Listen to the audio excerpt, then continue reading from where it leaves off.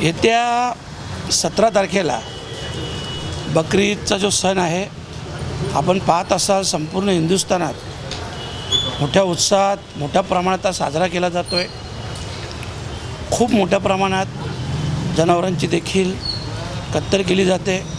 अशा वेळेस त्या विभागात स्वच्छता राहावी, जेणेकरून वेळच्या वेळी साफसफाई व्हावी।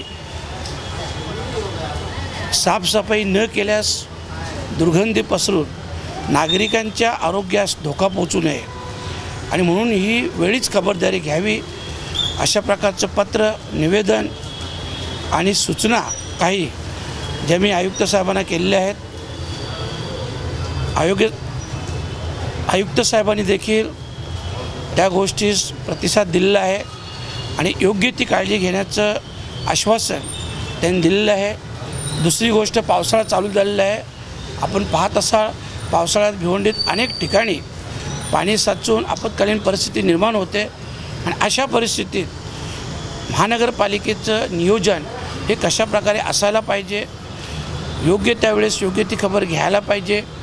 लोकांची त्या वेळेस योग्य त्या जागी लोकांना राहण्यासाठी पर्याय निर्माण असला पाहिजे आणि या सर्व गोष्टींची माहिती घेण्यासाठी मी आज महापालिकेत आलो होतो।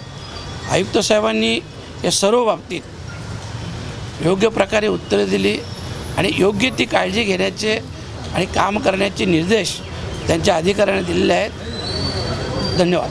सर, तुम्ही स्वतः बकरी ईदच्या दिवशी शहरात असणार आहेत, अनेक नगरसेवकांनी मुद्दे मांडलेत, त्याबद्दल काय बोला? नाही, अनेक नगरसेवकांनी जे मुद्दे मांडले, कारण गेले एवढे वर्षाचा त्यांचा अनुभव आहे।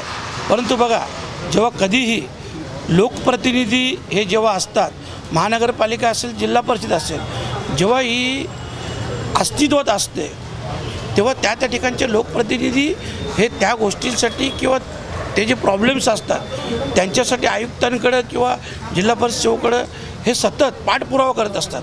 परंतु आता गेली 2 वर्ष इथं प्रशासन आहे आणि प्रशासन असल्यामुळं साहजिकच अनेक वेळा अधिकारी हे मुजोरी करतात, स्वच्छता ठेवत नाही, योग्य ती काळजी घेत नाही, लोकांना योग्य प्रकारे किंवा योग्य ती उत्तर देत नाही आणि म्हणून अशा वेळेस अशा प्रकारची काळजी घ्यावी हे खास सांगण्यासाठी आम्ही इथं आलेलो आहेत।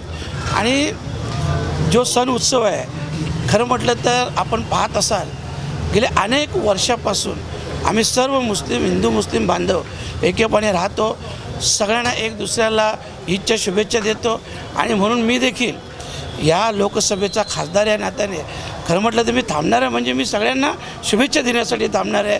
दिवसभर माझ्या सगळ्या मुस्लिम बांधवांना मी भेटेन, शुभेच्छा देईन आणि त्यांच्यासोबत स्नेहभोजन देखील करेन आणि म्हणून मी दिवसभर या शहरात थांबणार आहे।